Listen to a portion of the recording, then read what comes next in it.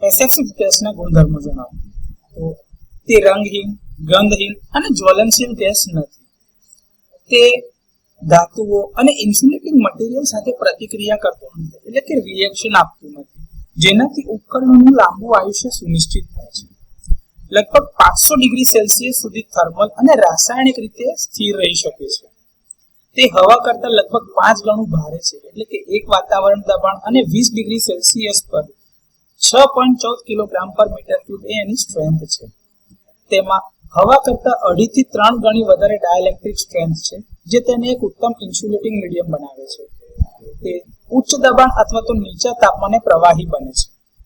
ઊંચા તાપમાને એટલે કે આર્કિંગ દરમિયાન એસએફસી ગેસ વિઘટિત થઈને SF4, SOF2 અને SO2F2 જેવા ઝેરી અને કાટ લાગે તેવા વાયુઓ બનાવે છે, જેની અસર પાછળથી ફિલ્ટર દ્વારા આપણે દૂર કરી શકીએ છીએ.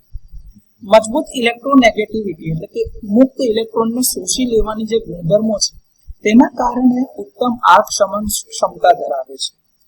SF6 પરમાણુઓ મુક્ત ઇલેક્ટ્રોનને આકર્ષે છે, નેગેટિવ આયન બનાવે છે, જે કરંટ વહન ઘટાડે છે. તેમાં ઉચ્ચ થર્મલ વાહકતા છે, જે આર્કને કાર્યક્ષમ રીતે ઠંડુ કરવામાં મદદ કરે છે. તો આ એસએફસી ગેસના થોડા ગુણધર્મો છે.